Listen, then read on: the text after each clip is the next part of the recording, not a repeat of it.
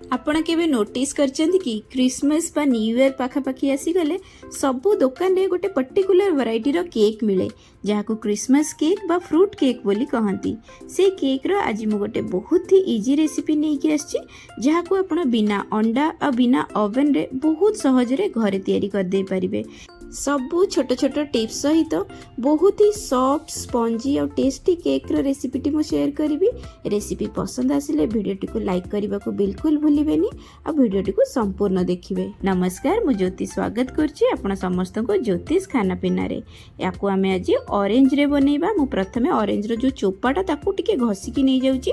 Orange चोपा रे बहुत भलो स्मेल थाए, पिता करेनी किंतु टेस्ट बहुत भलो आसे केक रो।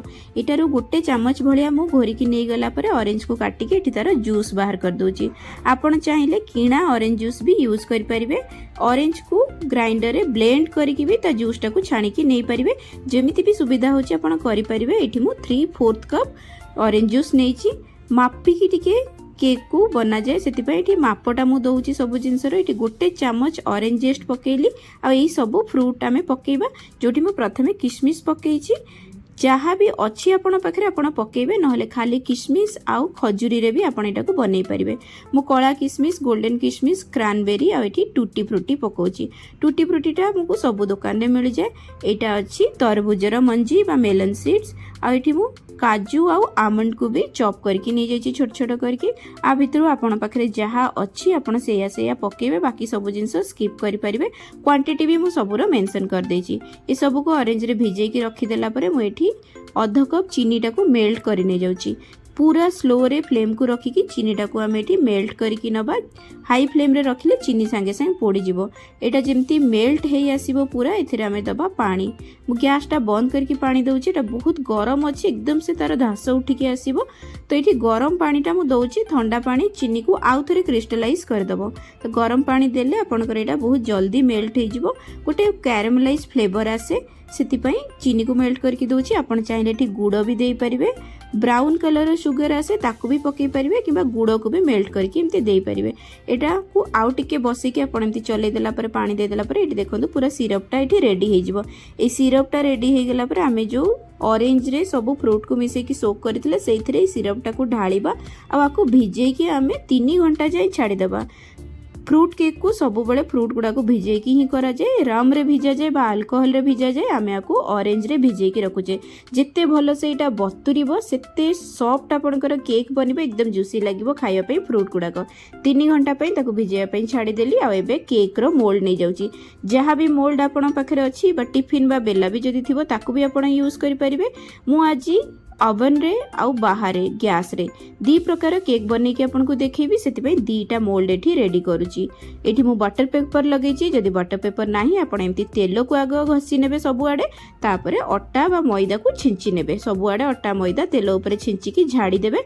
पूरा रेडी हे जिबा आपनकर केक टिनटी। एठी मु एटा को गरम करिया पई बसौची। गोटे बड़ डेक्ची बा जे कोनोसी प्रेशर कुकर जदी बड़ वाला अछि बा कड़े नै की गोटे स्टैंड रखी की घोड़े की आपन गरम होबा पई छाडी दियंतु। एठी मु ओवन को भी 15 रु 20 मिनिट पई गरम कर दोची। गरम करबा बहुत इंपोर्टेंट, ताहाली केक भलो से बनिबो। 3 घंटा हे गलानी।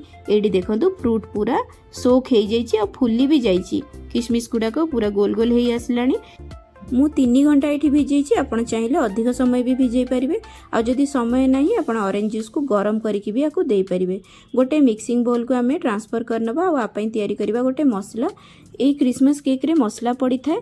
मु एठी दालचीनी, गोटे छोट साइज रो अति छोट साइज रो नै जाईची जायफळ आ 2-3टा लवंग नैची। आपण एठी के गोलमरच भी पकई परिबे किंतु मसलाटा कम ही देबे। आपण जदी चाहू नांती छाड़ी भी पारंती, बिल्कुल मसला न पकई की भी करि पारंती, किंतु अल्प टिके मसला पकेले बहुत भलो वासना आसीबो। मु एठी गोटे छोट चम्मच वैनिला एक्सट्रैक्ट पकेची। जदी नाही आपण स्किप करिवे, खाली मसला रे भी भलो वासना आसीबो। एठी गोटे 1/4 कप मु देई गेली तेल आ 1/4 कप नउची बटर। खाली तेल रे भी करि परिबे किंतु सेठी टिके लूण भी पकई देबे आपण टेस्ट को बैलेंस करिया पे। मु एठी सॉल्टेड बटर नैची जोथरे लूण ऑलरेडी थाए, तो मु आ लूण पकोनी। सब मिसई की आको आको गोळेई की भलो से मिसई नबा। तापरे हम सुखिला जिंस गुडा को रेडी करबा। तो मु एठी गोटे आ गोटे बोल रे गोटे जाली नहीं जिवे। एटा हमें छाणी की नबा। सब बड़े केक तैयारी करबा पूर्व हमको अट्टाटा को छाणीबा को पड़े। जिते भलो से छाणीबे सेते भलो से आपनकर केक फुलिबो और सॉफ्ट लगे खायापी। तो मुझे गोटे कप अटा, गोटे कप मैदा और 1/4 कप नहीं जाइए मिल्क पाउडर बा अमूल और 2 छोट चमच नहीं जाऊँगी बेकिंग पाउडर। बेकिंग पाउडरटा अलग बेकिंग सोडा ठारू मुझे अटा मैदा मिसेकी नहीं। आपड़ चाहिए खाली मैदारे भी करें, किंतु जदि अटा नौ 2 थर आपको एमती चलई नवा, जिते चलेबा सेते भल से आमर हम केक टी। सुखिला जिनस को ओदा जिनस मिसई देला परे आपको आमे मिसेबा। मिसेला बेलू आप ध्यान रखिए एकदम धीरे धीरे ही मिसेबे। बहुत जोर जदि चलई देबे ताले जो एयरटा पशिबार थिबो केक रो बैटर भितर सेतिकी पशिबनी, फ्लैट हो जिवो आपनका केक। बहुत ही टिके कादुआ टाइप रो केक बनिबो, एते फुला फुला केक हबनी। धीरे धीरे एकदम हल्का हाथ रे बैटरटा को एकदम आमे मिसेई नबा। भल से एटा मिसी गला परे एथिरे आमे पुणी थरे बेकिंग सोडा पकेबा। आगुरु मो बेकिंग पाउडर पकेइथिली, एबे बेकिंग सोडा पकोउची जोटा कि अध छोट चमच अछि। आ ये बेकिंग सोडा को एक्टिवेट करिया पे मो विनेगर पकोउची गोटे बड़ चमच। विनेगर नथिले आपण लेंबू रस पकई पारे गोटे बड़ चमच। आ जदि 2टा याक ही नाही आपण पाखरे बेकिंग सोडा बा बेकिंग पाउडर ताले 2 पैकेट इनो आपण पकई पारे। 2 पैकेट इनो रे आपण लेंबू रस को पकेकी ताको एक्टिवेट करि पारिबे। ठीक बेक करने पूर्वर ही इनो आ लेंबूटा को पकेकी एक्टिवेट करके बेकिंग पाई आपण बसेबे। एठी रेडी हो गला बैटरटा।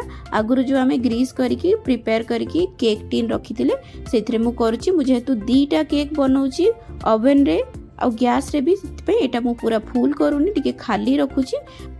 आपण बड़ केक टीन नहीं सबुतक बैटर गोटे जगह रे ही दे परिवे। एटा अधिक सुंदर और टेस्टी लगिया पे ढेर सारा ऊपर भी ड्राई फ्रूट्स और नट्स पके देकी धीरे धीरे ताको टिके एमते टैप करनबा। टिके जदी एयर बबल किछि थिबो सी भी सेटल हे जिवो, तापर आको हमें बेक करिवा पे रखिबा। मु एठी खोला रे गोटे बेक करछि आ गोटे ओवन रे करिवि। केक बेक होला बेलू आपण बासनटा बहुत भल से गरम होता दरकार।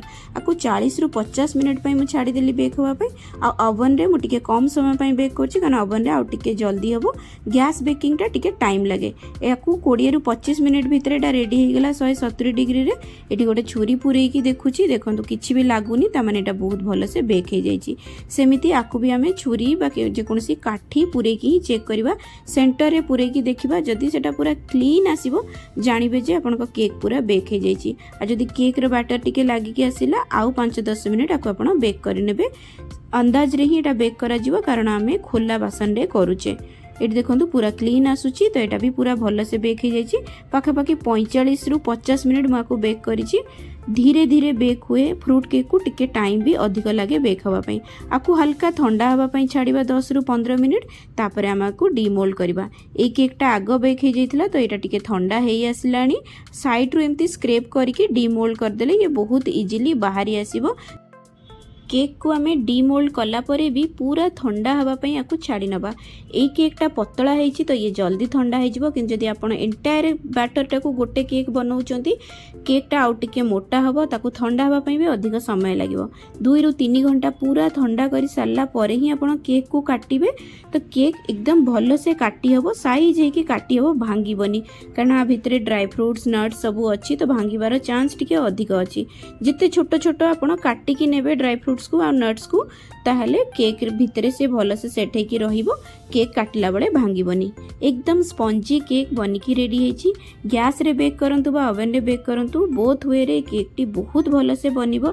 आशा करछि ए रेसिपी को आपण गोटे थर निश्चित भाव रे ट्राई करिवे आ मते जणैबे आपण को आज रे रेसिपी टी केमती लागिला। एई भली आहुरी भी भल भल रेसिपी सब देखिबे पई ज्योतिष खाना पीना को सब्सक्राइब करबा को बिल्कुल भूलिबेनी। गोटे थर ए केक को बनै कि निजे खांतु और निज परिवार रे समस्त को खुआंतु। देखंतु केते बढ़िया टेक्सचर आर देखा कलर आ टेस्ट देखा भी सेमती सुंदर। आपण गिफ्ट रे भी क्या दिंतु कि घरे भी बनै कि खातु। बहुत ही इम्प्रेस हे आपण परिवार लोक। मोर पूरा फेथ अच्छी। आशा करछि आपण समस्ते बहुत भलरे थिबे। देखा पुणी थरे आउरी गोटे बहुत ही बढ़िया रेसिपी सहित। रहिली, नमस्कार।